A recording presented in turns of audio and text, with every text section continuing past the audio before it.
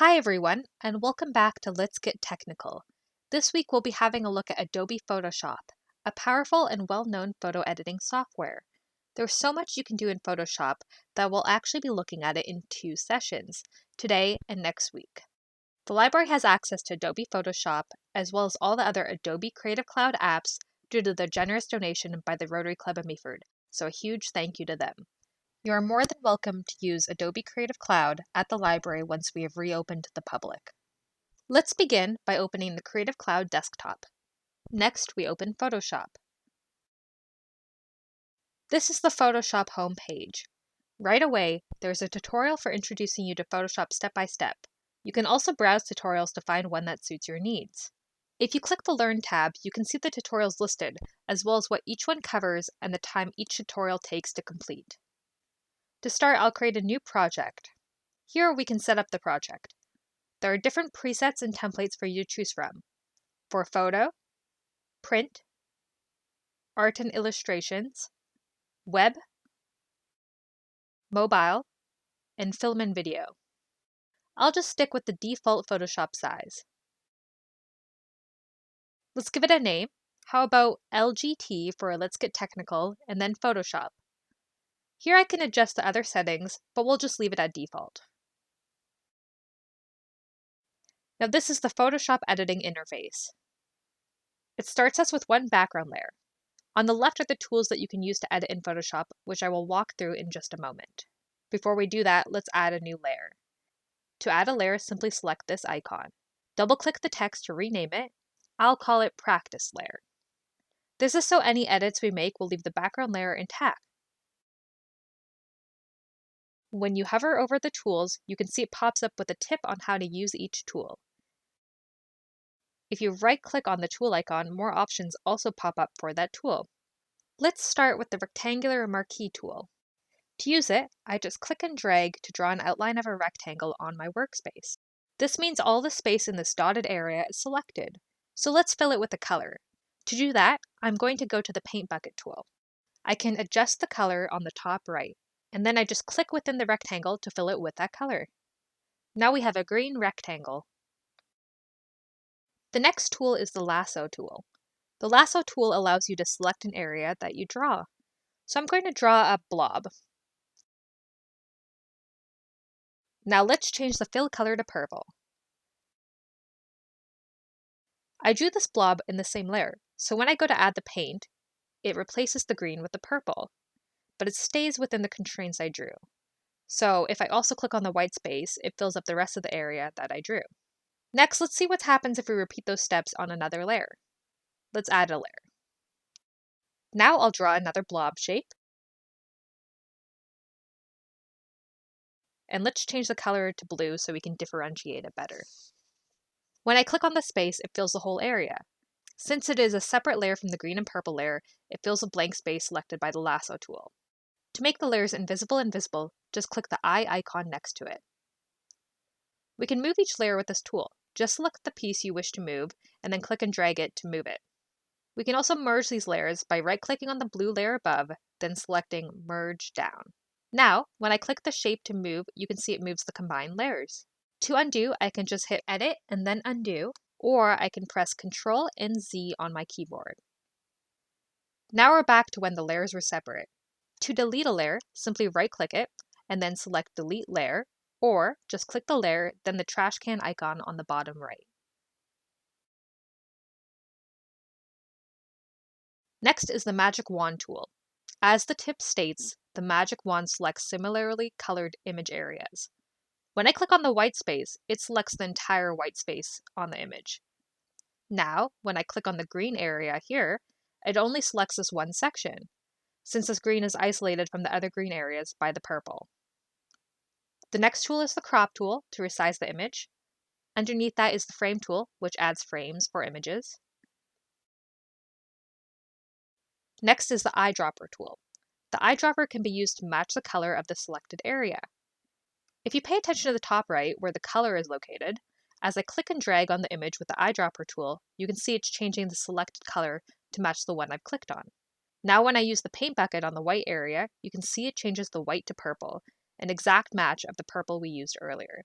Then we have the Spot Healing Brush tool. As you can see, it is useful for removing marks and blemishes in the image. If the name sounds familiar, you might recall that we used this tool last week in Lightroom to remove the line in the cement.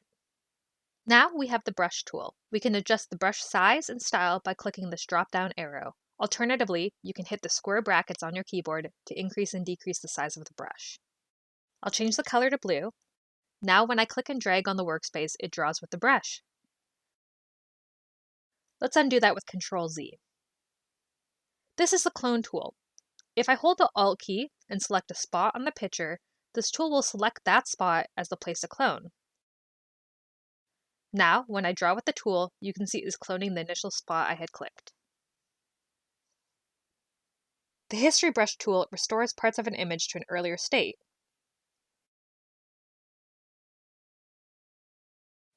The Eraser tool erases the area we draw over, so just click and drag to erase. You can adjust it the same way as the brush tool if desired. Now let's play with the Smudge tool. For this tool, I'm going to change the brush style. You can see a variety of different brush styles for you to choose from. I can just click and drag on the workspace to smudge the image. It's smudging all the colors together in the pattern of the brush to create this neat hazy effect. If you right-click on the tool, you can swap to the Blur tool to blur parts of the image, or the Sharpen tool to sharpen parts of your image. Underneath that is the Sponge tool, which you can use to adjust the saturation of parts of the image. At the top, we can see the mode is set to desaturate. Let me just increase the brush size, and now when I click and drag on the image, you can see it is removing the color of the image over the parts I draw. Let's switch the mode to saturate. Now, when I draw, it's increasing the saturation of the areas I'm drawing over.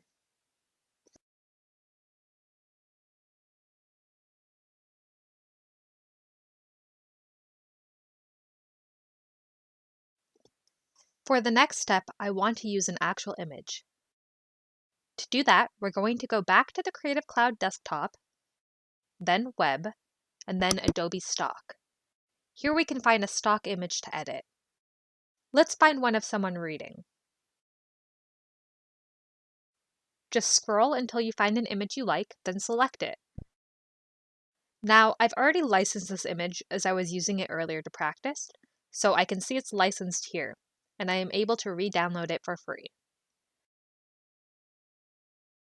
Now, if we open another image, we can see this one isn't licensed. I simply hit the blue license button to license it.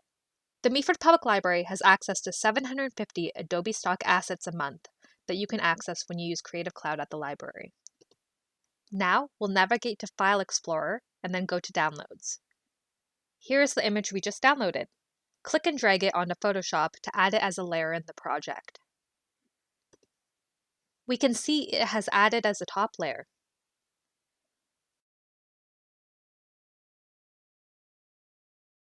When we use the Sponge tool on this image, we can better see how it saturates and desaturates parts of the image.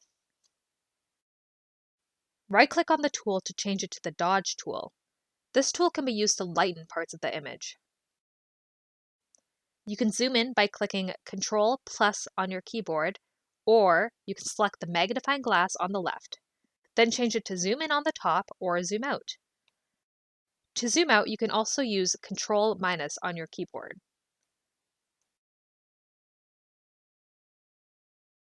Now, when I click and drag over the image, we can see it's brightening the areas we draw over. You can also select the range, whether it's shadows, midtones, or highlights. I can right-click the icon to change it to the Burn tool, which darkens parts of the image. Now, when I click and drag, we can see how it makes the areas darker.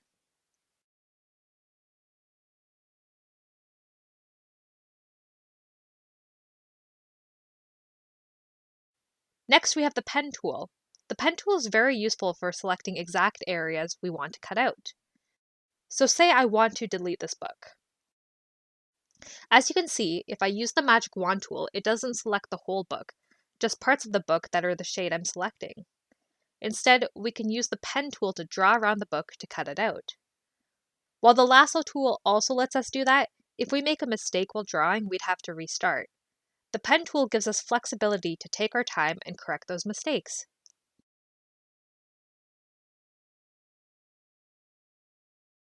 With the pen tool, you simply click along the border of the thing you want to erase to create anchors. These anchors connect to one another, creating lines without you having to freehand draw them. You can also click and hold an anchor to curve the line. This makes it a lot easier to ensure only the book is removed from the image.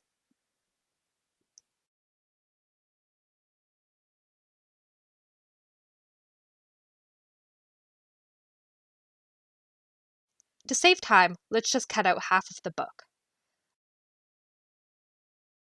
When I'm done, I just click the starting anchor to connect the path. On the right, I can switch to paths to see the pen path that has just been created. I can also add anchors to this path at any time if I need to adjust or move the path. To add an anchor, I simply just click on the line.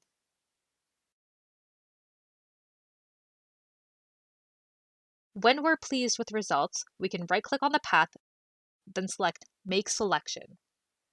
This will select the entire area within the path. Now, if I go back to the layers and hit Delete on the stock image, I can see that it has deleted that part of the book. This tool is extremely useful when you're trying to remove certain parts of your image while leaving the rest of the image intact.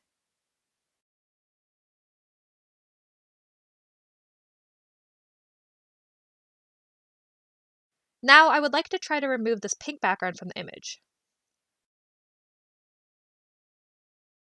To do that, we right-click on the eraser tool and then select the background eraser tool. With this tool, we can sample a color from the background and then have it erase that color. We can set the sampling to continuous, so it will continually change the sample color as we click and drag. In this case, we want the sampling to be just once. So it's going to sample the color we click, in this case pink, and then remove the background based off of that. First, select the stock image layer, then click on the background, and then click and drag to begin removing the background of that image. As you can see, it's removing the pink background but leaving the yellow sweater alone. However, when I draw too close to the face, it begins erasing that part of the image. This is because the pink in the background and her face share a similar shade. So to fix that, we can adjust the tolerance at the top. I'll make the practice layer invisible so it's a bit easier to see when we remove the background. Decreasing the tolerance will ensure it doesn't tolerate too much of a color difference from the initial color selected. However, as I draw, I see it's taking a lot longer to erase the background and it's not erasing all the pink. We need to therefore increase the tolerance just a little bit. This part may require a lot of tweaking to find the perfect tolerance for your image. And there we go, we can see it's doing a pretty good job of removing the background. Now we can continue to use this tool, or we can use an easier method to remove the background. Let's just undo all this by hitting Ctrl-Z. Now if you look under the Properties tab on the right, we can actually scroll down and see an option to remove the background.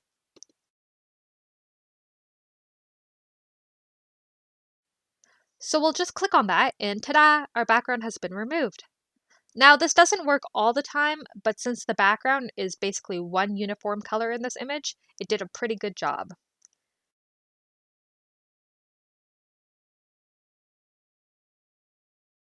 If we zoom in with Ctrl+, we can get a better look. We can click on the brush, then the mask layer that has now been added to the image to erase more of the background. Using the color black erases that part of the image, while using white will make sure that that part of the image remains.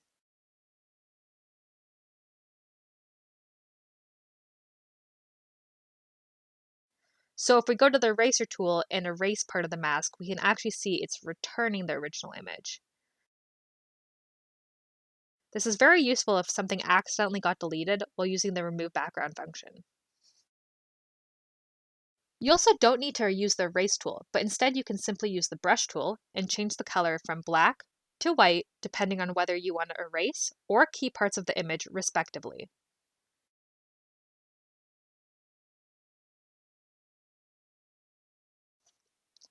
And that's it for today. We covered quite a bit and there's still even more to look at in the next session. Hope you can join us for part 2 next week and that you have a great day.